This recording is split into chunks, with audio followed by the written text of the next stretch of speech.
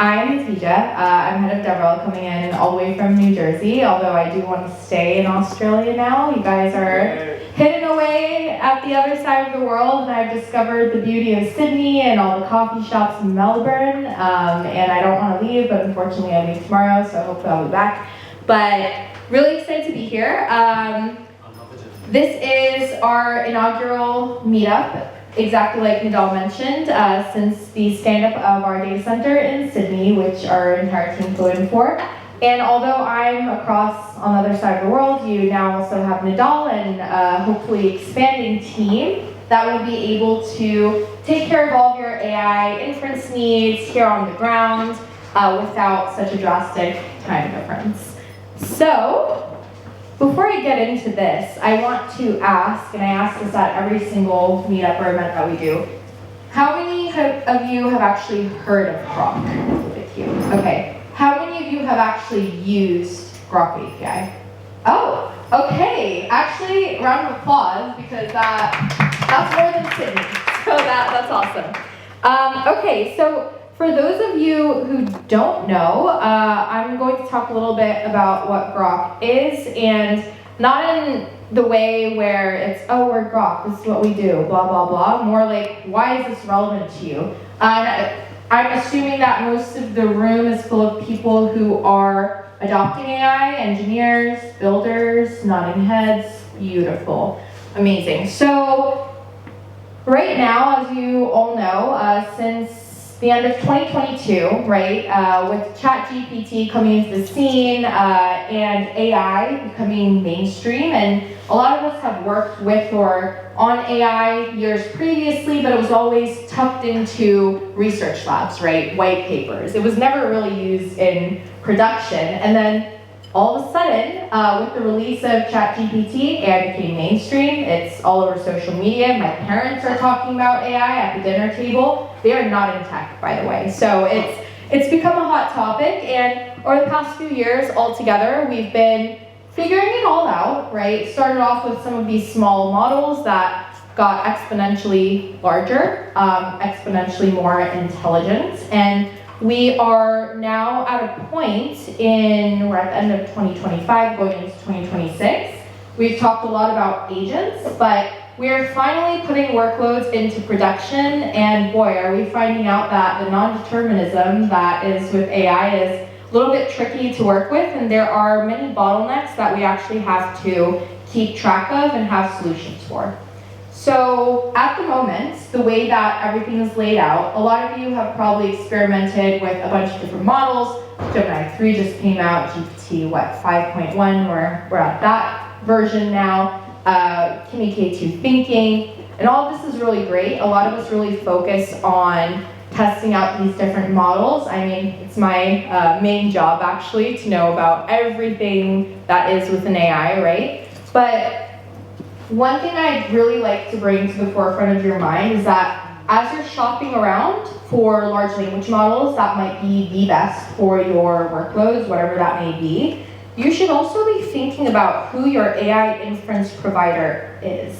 So a lot of the players in the market right now are actually using legacy hardware, which is GPUs, right? So GPUs are great because, yes, we train our models on them, and then we've also now just been using them over the years for AI inference and actually using LLMs in production as well. But turns out this is not the most efficient way, it's not the most energy efficient, performance, cheapest way to do things. There's actually a solution that will get rid of bottlenecks, such as how slow LLMs are on GPUs and how expensive they are. So I'm going to introduce to you that tiny little thing is called an LPU. So an LPU stands for a language processing unit, and Groq, we are the inventors of the LPU. So our founder is Jonathan Ross. He left Google in 2016. He was the inventor of the TPU, and he realized, hey, I think there's an even better way to do things. I'm going to really think about hardware and software co-design. I'm going to think about the fact that we need whole new hardware solution for AI inference specifically, because this is a whole new ballgame that we're entering into, right? So lo and behold, our LPU, and you actually don't need to worry about hardware, purchasing hardware or trying to get your hands on an LPU, because we've been very hard at work this past year and a half. Actually, yeah, it's been a year and a half since we announced Groq Cloud and Groq API. So this means that you're actually able to, and I'll give a demo. I don't want to just talk and say, yeah, we're very fast, low latency, we're inexpensive. I'll show you what that actually means. But this means for you, how many of you have built with OpenAI's APIs before? Probably almost everybody, yeah. We have OpenAI compatible APIs, Groq API, where all it takes for you, even right now, if you have workloads built on OpenAI, no learning curve, you can swap out the base URL, select the model ID. We run various open source and closed source models, text, text-to-speech, speech-to-text, that we make available to you via these APIs. So you are able to access the latest and greatest, and all you need to do is switch out your API key for a Groq API key because of the compatibility, model ID, and the base URL to get started right away. And we've been very hard at work. We have an amazing team that doesn't sleep. It's like a whole new, I've been at Groq for 4 years. The past year and a half has been a brand new startup, honestly, very fun. But we have, I think now, 13 data centers globally, with, of course, the latest launch being in Sydney, Australia, which means, again, wow, milestone for us, but really what that means for developers, lower time to first token and end-to-end latency. So you are getting even better performance right here from within the country's borders. And for any of you who are working in the public sector, healthcare, et cetera, where there are all these data privacy laws that I'm glad I don't need to touch or be compliant with working developer relations. This means for you that the data is processed within the country. So you will be compliant with any of those requirements. And I will go into a demo now, but this is basically your home to access low latency, inexpensive AI inference with the latest and greatest models, and that's on console.groq.com. So, like I mentioned, it takes 2 minutes to get started. Either you have an existing project built on OpenAI, or you can use, of course, our Python and TypeScript SDKs that are at parity. And I'm actually going to go ahead and go to Playground and show you. Actually, we have this open on our text-to-speech model, so I'm going to just go ahead and submit this. This is an example of a text-to-speech model that we have running on Groq. So for any of you building voice agents, you know that low latency is extremely important because you don't want your user to go in and talk to your voice agent, and then it starts speaking. Like, you would all walk out, right? Or if you have your phone open and you're talking to a voice agent that's lagging or it doesn't even respond to you quick enough, you're not going to listen. So this is an example. That was very instant. I just clicked submit for those of you who blinked. I submitted a hello Melbourne. Groq is so excited to be here. And I realized today that we have a voice option called Adelaide, which is a city in Australia. So I'm going to go ahead and play this. Hello Melbourne, Groq is so excited to be here. Amazing. So that was instant. And then another demo I want to show you very quickly is something called Compound. I won't go into too much detail, but how many of you are actually building agents right now, trying to get agents into production? Okay. Are there any struggles that you want to shout out to me? Like what is a bottleneck for you? Speed, intelligence, accessibility, okay. Nodding heads, amazing. What was that? Correctness. Correctness, yes. Accuracy is really important. So I'm just going to very quickly shout this out. We had a workshop this morning for those of you who were there for that, where we went over this in depth, but basically you're out here trying to build out agents, orchestrating everything, including the tools, etc., client side. We realized that we could make developers' lives easier, and we have an amazing agent lead at Groq. He is actually a freshman at Stanford, very, very bright. His name is Ben Klieger. He built this out and has a team that works with him now to bring you the latest and greatest when it comes to AI agents. So Groq Compound, I'm about to demo to you, actually has built-in tools. So everything, the orchestration, we handle server side. There are dozens of web search APIs out there, so think Exit, Brave, Firecrawl. I don't know what else is out there. There's so many because I was looking at them a while ago and thinking, if I were a developer developing an agent at some other company, what do I even use? Like, what's the best course of action here? So what he actually did is build out an agent that has built-in tools. He has benchmarked all of the providers for you and gotten the best ones with the lowest latency, lowest cost, best accuracy out there. And I am a huge Claude fangirl, so I have the Claude app on my phone. I constantly ask it questions. No joke, I have replaced most of my Claude usage for just day-to-day chat interactions and asking random questions with Groq Compound because it is extremely accurate. And as a comparison, there are so many benchmarks and evals out there. Who's looking into the benchmark eval space as well? Yeah. Very confusing, right? Especially when model providers come out and they're like, we're the new state-of-the-art model, but you know that those benchmarks are not really accurate. Turns out, any agent benchmarks that are out there for at least real-time evaluation, they're non-existent or they are really not great measures. So we even built out an open source for real-time eval that's available on GitHub, where Compound scores the highest and beats Perplexity, if any of you have used Perplexity, for accuracy, and GPT-4o. That's enough talking. I am going to go ahead and ask, where in the world, and what's funny is that I'm typing this out, this does it so much faster than I type, but where in the world did Groq launch a data center this week? So I'm going to go ahead and submit this. And now what this is doing is on the server side, it executed tools. Okay, I'm going to scroll up. That's done.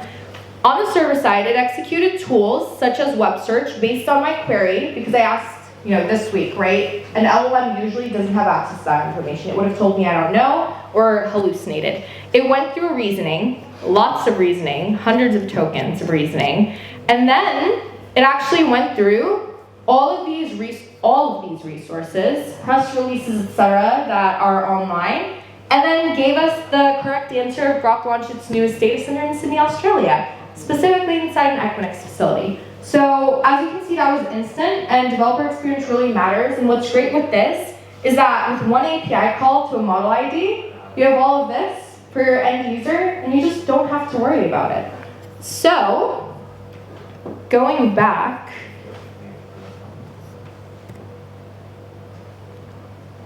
I won't go through this entire list, but we have, again, the latest and greatest models. If there are any models you want to see out there, we talk to developers all the time. We take the developer community very seriously. So if there's anything that you ever want to see, you can just talk to me, you can talk to our team, and we'll try to make that available. But I want to hand it over to Andrew, who is going to talk a little bit about MCP. You ready, Andrew? He's pulling some stuff up. But how many of you have heard of MCP? Are using MCP? Okay, yeah. So that's usually what we get at most conferences and events that we've been doing. Let's show you how you can sort of bridge the gap, and if you're interested in MCP, how you can very easily just use it.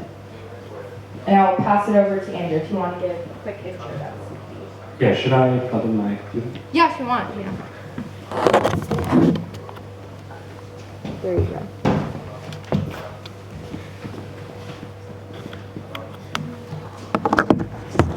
So I think, so Andrew, solutions architect at Groq, based in Singapore, but here for the week because of our data center launch and to meet some of our customers out here. So very excited to be sharing a little bit more about Groq. It's up. Okay, so here's our Groq playground, which you would have seen when Hatice was demonstrating, running her demos earlier. Now, what we've got is support for remote MCP servers. We're just making it a bit easier for developers to run, I guess, like have access to remote MCP servers without having to write their own client code to do the MCP server discovery and insert those function calls and tools into your own LLM call. So I'm going to do a quick demo, and the MCP server some of the MCP servers that I like to use include, browser-based, browser use, Xer, for example. But I'm going to run this query. What are the top 10 downloaded models on Hugging Face today? And I've enabled the MCP server, so you'll realize that when I supply my tools, I'm just supplying one tool of type MCP with the server URL. In this case, Hugging Face provides an MCP server and makes it quite easy. And pretty much instantly we see on the server side, we call the Hugging Face server, we return the we do the MCP tool discovery, we add those tools to our LLM call, and then we return the result practically, I'd say this is probably 800 milliseconds. Oh yeah, it is. At about 1,000 tokens per second. And I'm pretty sure if you went on Hugging Face, you would see these to be the top 10 downloaded models today. Right? Interestingly, some of the transformer BERT models still continue to be very popular because people use them for classifiers and other things. It's not only LLMs that are heavily downloaded from Hugging Face. Okay, I've got one more demo. In this case, it's a demo of using Stripe's remote MCP server with Groq LLMs. So let's see. So in this case, I'm using a LLM on Groq with access to a remote MCP server, which is Stripe's MCP server, to create a transaction for a sneaker purchase. So in this case, the model knows what tools are available after it calls the MCP server. It executes a number of tools and generates the payment link from Stripe. And this is like an actual payment link from Stripe, which can be used. I mean, it's like a dev environment with Stripe, right? But like a proper transaction created on Stripe. So with server-side MCP execution, we've just made it a bit easier for developers to use remote MCP servers of your choice. I don't know if folks have checked out Smithery. It's one of the better directories for MCP servers, where you've got the ability to connect to multiple different MCP servers provided by a host of different companies and organizations. What's next for us with Groq is to bring some of these MCP servers into our own infrastructure. So, for example, Gmail doesn't have a live MCP server, right? But we can run that MCP server within our infrastructure and make it as easy as it is to use the Stripe MCP servers, but to use them with other connectors within our platform. So that's a little bit about MCP and how we've integrated it with our platform. And hopefully that gave you a flavor of how fast you can run the tool discovery and tool execution with Groq. I've got one more demo. Just again to like kind of underscore the differences in speed that you can achieve with Groq. So let's try this. Tell me about stone and chalk. One hand type. The dictation is I'm going to try type racer with one hand. so you'll see, like, this is optimized on the like Hopper like the latest, I guess, H200s on NVIDIA. This is Llama 370B, but it's kind of a trick question, right? Because this just uses the world knowledge from LLMs trained a few years ago, and they come up with a generic answer about stone, like geological stone and chalk. But with our Compound Mini, with web search, we get the right answer, and it generates the correct answer in about the same amount of time as LLM on GPU takes to generate the wrong answer. And then obviously the equivalent model of Groq is not. It tends to be 5 to 6 times faster. In this case, I'm not sure why, but we're usually about 5 times faster than GPUs. Right? So just an illustration of a number of different things here, comparing like for like on GPUs and LPUs, as well as how fast we can do web search. And it's actually opening up a lot of really interesting use cases. People are using web search and browser actions to look up for customer KYC, to look up documentation, right? To check out latest news, to generate sales leads. Lots of really interesting use cases when you can do very, very, very fast web search and browser automation. And a host of use cases across voice applications. My favorite ones around guardrails that you can that Groq and some of the models we have really enable. So just wanted to share a few of these things. I've got a ton of demos because we've got lots of interesting use cases. Happy to chat a bit more after. Amazing. Thank you so much, Andrew. I should start using Project Compare more. Solution architects have better demos than DevRel right now. Okay, so let me plug back in here. And let's also look at, not fast enough. Okay, so popular integrations and frameworks. How many of you use frameworks to build out like agents or whatever you're doing in your day-to-day work? Do you build from scratch, like LangChain? Does anyone use LangChain? Groq API, Agno, building from scratch as of that Anthropic blog, I think, or OpenAI blog? Okay. All right, well, either way, because we're OpenAI compatible, we also plug into a lot of frameworks that you can take a look at, or maybe you're already using one and Groq is already compatible, so you can take a look at our documentation. And then the last thing I have before I want to go into Q&A and actually put a few of you on the spot, because I'm very curious as to what pulled you in here today and what you're building out. Just a few resources for you. We have the Groq API cookbook for tutorials. We have a brand new GitHub org called Build with Groq. And this, actually, I'm very excited about because we are posting what we call templates. They are end-to-end applications that our teams are building out. We've fully open sourced them. So they are workflows and patterns that you can use in your own work, that you can fork, you can customize, whether that's a RAG workflow, an AI agent, web search agent, etc. All of that's open source. We don't care what you do with it. You can use it to make a better product for yourself. As long as it is helpful to you, we will keep making more of them. Documentation is your best friend, as with any other new API that you learn about. We have a developer forum. And then lastly, I'm also very active on X and on LinkedIn. I'm actually looking specifically for any of you building that has an open source component.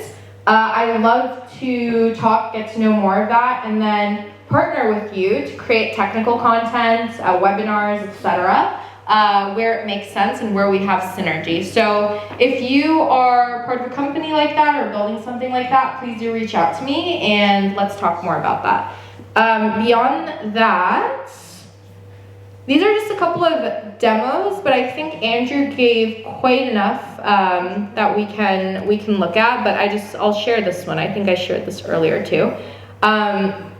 We recently sponsored a hackathon in Singapore, and yeah, this is my favorite. Andrew's from Singapore. So one of the teams built out sort of an inception multi-agent workflow. So this is the Cursor Singapore hackathon that he built at the Cursor Singapore hackathon.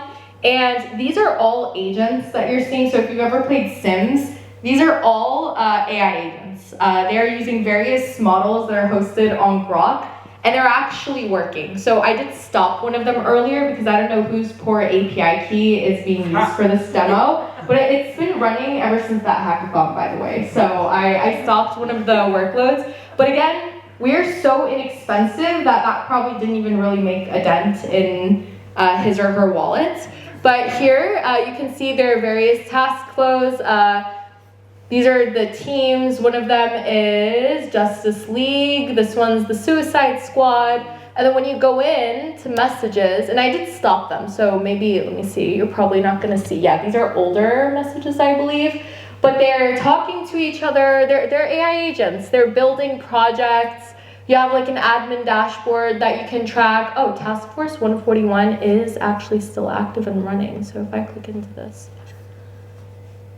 They have a project. Okay, so they're working on Code Whisper, an AI paired programming assistant, and you can see that they talk to each other as well. Like, it's just so, I don't know how you even thought of creating this, but it's just so cool. Do they have a product team or something? Scrum Masters? I'm not sure. It says builder, orchestrator, view results, action build, cycle complete. I guess they don't have Scrum Masters or product managers, but I'm sure like if you go into the source code, you can. It's pretty cool. They come up with their own ideas, right? Yeah. They come up with their own, because they're all using LLMs, right? Like they're coming up with their own ideas. They're building them out. You can look at what they're doing. I'm gonna stop this though. I thought I did stop it. It's been running for 738 hours, which is yes. Okay, let's just do that for this guy. But yeah, this is just something really like whimsical but cool that can be built. So yeah, they have a whole. But anyways, multi-agent workflows in the real world.